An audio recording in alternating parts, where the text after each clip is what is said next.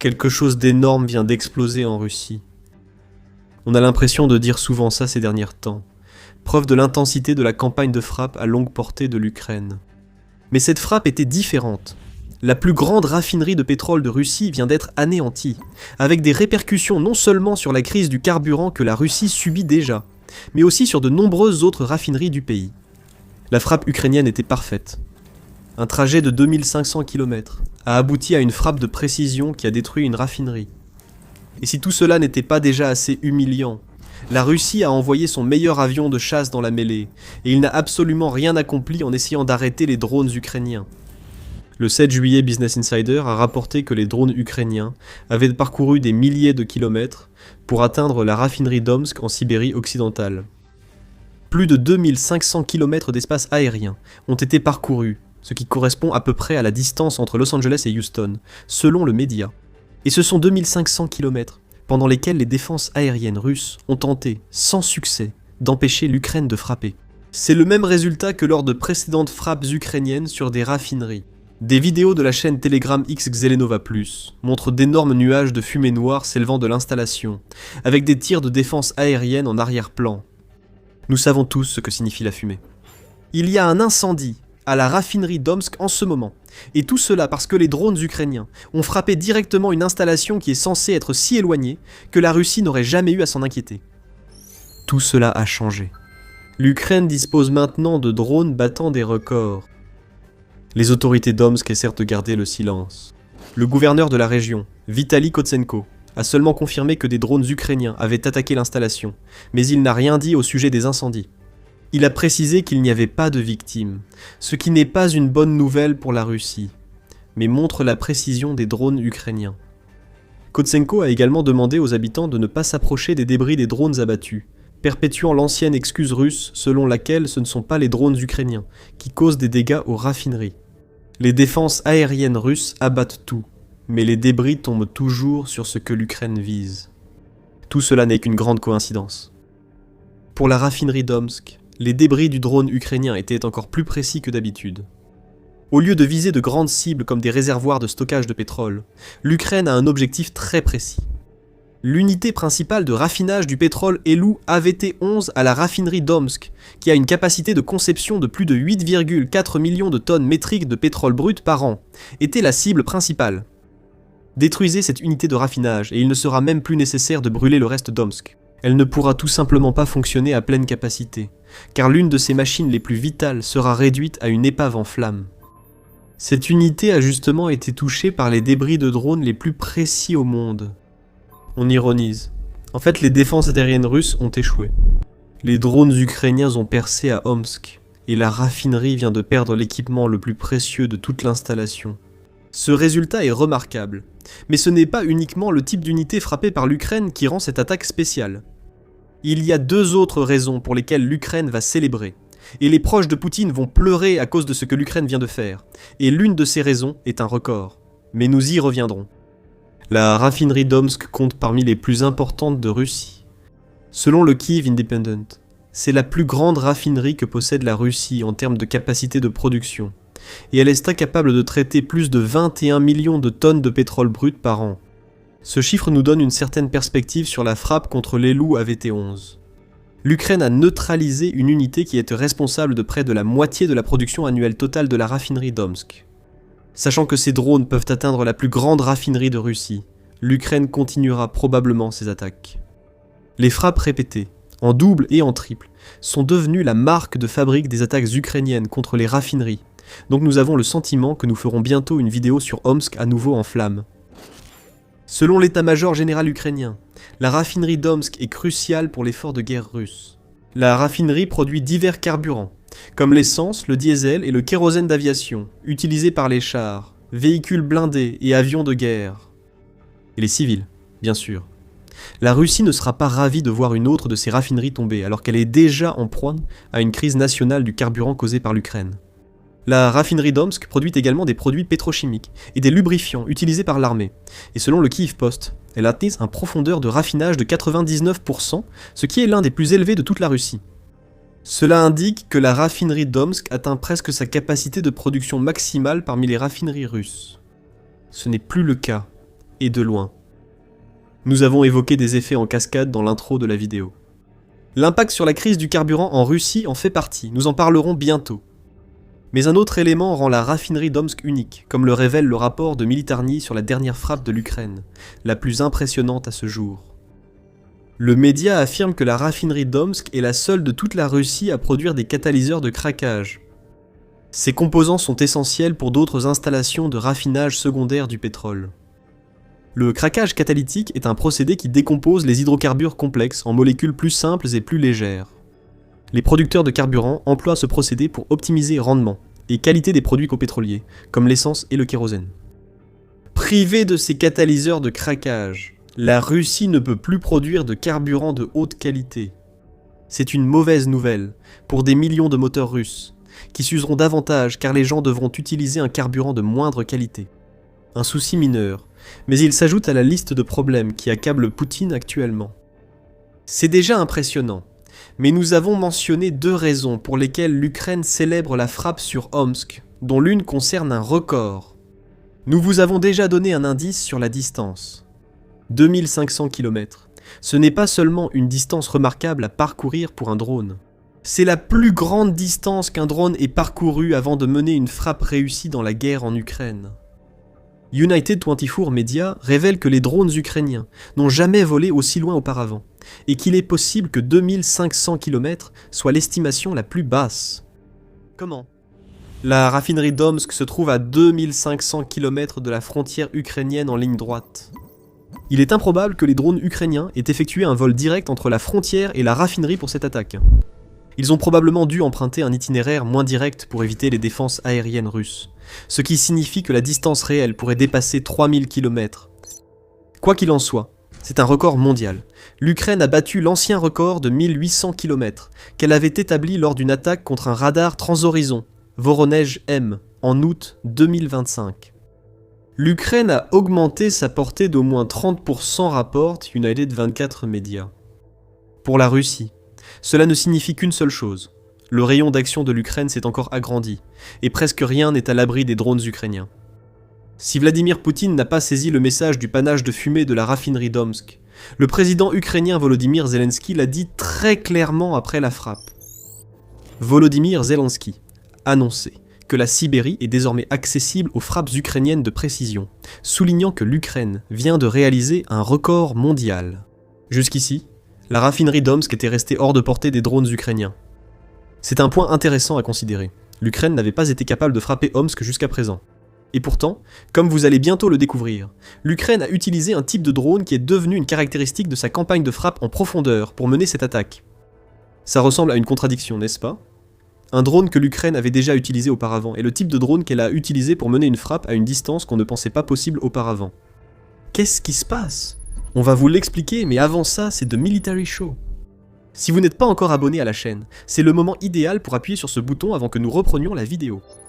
Le drone utilisé par l'Ukraine pour frapper la raffinerie d'Omsk, le FP-FP1 de Firepoint, est devenu l'un des principaux drones longue portée de l'arsenal ukrainien. Denis Stillman, fondateur de Firepoint, a confirmé sur X « La raffinerie d'Omsk rencontre le nouveau FP-FP1 en partageant une vidéo de fumée s'échappant de l'installation. » Mais attendez, le FP-FP1 ne peut pas parcourir 2500 km ou plus, non ? Faux. Le fondateur de Firepoint a laissé entendre ce qui a frappé la Russie en évoquant le nouveau FP-FP1. Le principal drone longue portée ukrainien a beaucoup évolué depuis sa première utilisation. Le modèle original n'aurait en effet pas été capable de mener l'attaque contre la raffinerie d'Omsk. Il ne pouvait parcourir que 1600 km, ce qui reste une distance impressionnante, même si cela met la Sibérie hors de portée. Cependant, Firepoint a modifié ce drone et conçu quelque chose de spécial.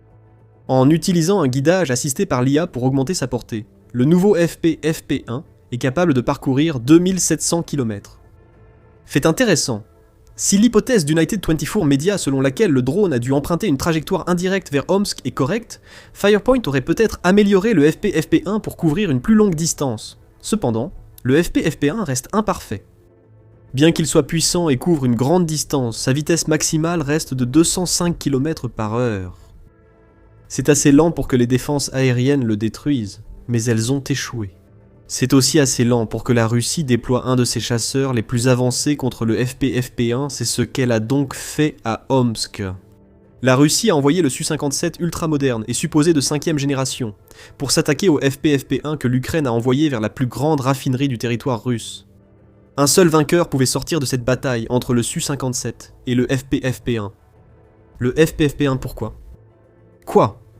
Dans une humiliation encore plus grande que celle causée par le fait que les drones ukrainiens pouvaient parcourir plus de 2500 km, la Russie a d'abord déployé ce qui est censé être son meilleur avion de chasse pour traiter le problème des drones.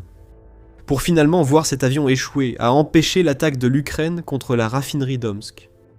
Le Su-57, présenté comme un chasseur de 5e génération capable de neutraliser un drone en secondes, n'a pourtant pas réussi cette tâche attendue par la Russie.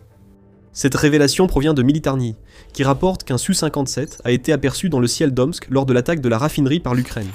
Ce n'est pas une supposition.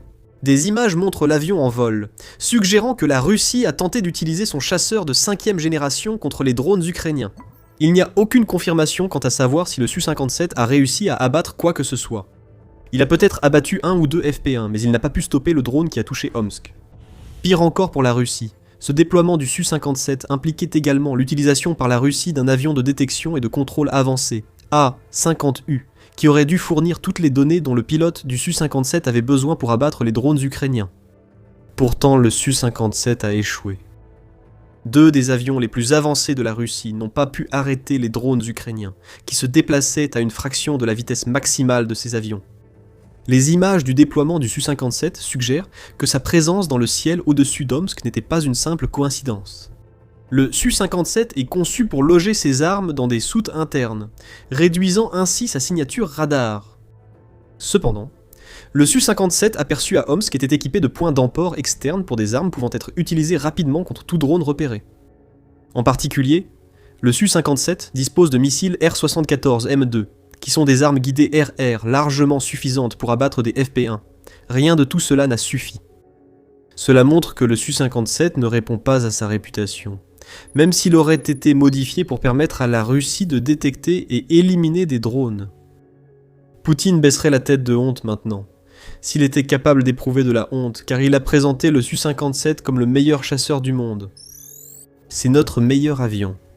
Pas seulement le nôtre, le meilleur du monde. Par toutes ses caractéristiques opérationnelles et par son armement, aucun autre avion ne peut voler aussi bien que le nôtre, a déclaré Poutine en 2019. Apparemment, un FP peut voler mieux. Il peut au moins voler assez bien pour échapper aux soi-disant chasseurs russes imbattables. Quelque chose nous dit que tout a un peu mal tourné pour le Su-57. Ce chasseur s'est déjà révélé bien en deçà des véritables standards des avions de chasse de 5e génération. Ces moteurs sont simplement des versions améliorées de ceux du Su-27 Suling Voice of Ukraine. Cela impacte les capacités furtives de l'avion, car cela signifie que le moteur ne possède pas de tuyère réduisant les émissions de chaleur, ce qui lui donne une signature radar plus importante que les chasseurs de 5e génération fabriqués en Occident. Au mieux, le Su-57 est un chasseur de 4e génération un peu plus avancé. Au pire, on l'a vu, le meilleur avion de chasse russe ne peut stopper un FP1. Donc, la Russie a un problème avec ses Su-57. Mais le vrai problème nous ramène à ce que l'Ukraine vient de frapper. Omsk est encore une autre raffinerie de pétrole qui a, au minimum, vu sa capacité sévèrement réduite. Et ce que cette frappe nous montre, au-delà de la portée remarquable des derniers drones ukrainiens, c'est que la campagne contre le pétrole russe, qui dure depuis bien plus d'un an maintenant, ne fait que s'intensifier. Selon Business Insider, l'Ukraine rapporte avoir mené plus de 50 attaques contre l'infrastructure pétrolière de la Russie depuis mars. Ces attaques ont touché environ 42% de la capacité totale de raffinage de la Russie, et cela a un effet évident sur la production. Il y a maintenant un rationnement du carburant dans toute la Russie, et la production nationale d'essence a chuté de 17%, atteignant 850 000 barils par jour. Cela peut sembler beaucoup, jusqu'à ce que vous réalisiez que la demande intérieure de la Russie en essence pendant l'été atteint 110 000 tonnes par jour. Il y a un déficit quotidien de 25 000 tonnes, et tout cela est dû aux frappes ukrainiennes sur les raffineries. Le Financial Times donne encore plus de chiffres. Il indique que l'Ukraine a réussi à frapper les raffineries russes au moins 194 fois, depuis le début de 2026, soit 11 fois plus que le nombre de frappes de ce type menées par l'Ukraine au cours des 6 premiers mois de 2025. La Russie affirme avoir intercepté 63 933 drones ukrainiens sur son territoire au cours du premier semestre de l'année, dont un record de 17 832 interceptions rien qu'en juin. Nous savons ce que la Russie appelle interception. Elle annonce le nombre de drones lancés par l'Ukraine, alors que beaucoup passent, mais la Russie prétend quand même les avoir interceptés. Nous assistons à une campagne de frappe en profondeur si intense qu'elle paralyse la Russie de l'intérieur. Les pénuries de carburant sont généralisées. CNN affirme que cela concerne les 11 fuseaux horaires de la Russie, car presque chacune des 83 régions du pays fait face à des pénuries. La Russie devient désespérée alors que les files devant les stations-service deviennent ingérables. L'un des plus grands producteurs de carburant au monde a tellement de raffineries en feu qu'il est obligé d'importer depuis toutes les sources possibles. Le porte-parole du Kremlin, Dmitri Peskov, a confirmé cette approche, déclarant à des journalistes « Si des accords à des prix acceptables sont trouvés, les importations avanceront ». La Russie a déjà interdit l'exportation d'essence et de carburant d'aviation, et semble prête à faire de même pour le diesel. La Biélorussie et le Kazakhstan, fournisseurs traditionnels de la Russie, ne produisent pas assez de carburant pour combler le déficit croissant des réserves russes, selon la fondation Saratoga. Reuters indique que l'Inde est ajoutée à la liste comme importateur potentiel, alors que la Russie tente de mettre la main sur 400 000 tonnes d'essence pour endiguer sa pénurie. Mais ces mesures d'urgence ne changent rien. La Russie ne peut pas protéger ses raffineries de pétrole. Le réseau de défense aérienne vieillissant du pays, affaibli par des années de frappes ukrainiennes, manque désormais de systèmes et de missiles pour protéger les cibles prioritaires, comme la plus grande raffinerie de pétrole de Russie. Omsk devait être protégé par les meilleures défenses aériennes russes. Au lieu de cela, nous n'avons vu et entendu que des tirs dispersés dans la vidéo de la raffinerie d'Omsk en feu, et une sortie ratée du Su-57 qui révèle bien plus que ce que Poutine voudrait savoir sur l'état réel de ce qu'il présente comme le meilleur avion de chasse du monde. On aimerait penser que le fait que la campagne ukrainienne contre les raffineries devienne si généralisée serait suffisant pour pousser Poutine à envisager que, peut-être, il est temps de négocier la fin de la guerre qu'il a commencée. Jusqu'ici, Poutine s'est contenté d'admettre vaguement la crise pétrolière et du carburant en Russie, tentant de gagner du temps pour un redressement improbable. Pourtant, l'Ukraine continuera de frapper. Son objectif est de changer le calcul stratégique de Poutine en lui faisant comprendre que son invasion cause chaque jour davantage de dégâts à la Russie et à son peuple. Poutine a réagi par l'agression. Ses exigences pour la paix se sont durcies. Il exige maintenant que l'Ukraine cède le Sud et le Donbass. Ce sont les exigences d'un homme désespéré conscient que son temps est compté. Le dirigeant russe vient d'observer des drones ukrainiens frappés à plus de 2500 km à l'intérieur de la Russie. Maintenant, il se demande ce qui va suivre. L'Ukraine a de nombreuses cibles et suffisamment de drones pour frapper presque tout objectif militaire en Russie. La défiance désespérée de Poutine est le dernier souffle d'un dirigeant en échec, ce qui pourrait annoncer sa chute. Les Russes, furieux devant les stations-service vides, se retournent déjà contre lui. Mais alors que de plus en plus de soldats meurent en Ukraine, une mutinerie pourrait bien être en train de couver. Poutine a reçu un avertissement et un complot pourrait être en train de se former, au point d'atteindre son cercle rapproché. Regardez notre vidéo pour en savoir plus. Si vous avez aimé cette vidéo, abonnez-vous à The Military Show, où nous suivons les actions de l'Ukraine pour hâter la chute de Poutine. Merci de nous avoir regardés.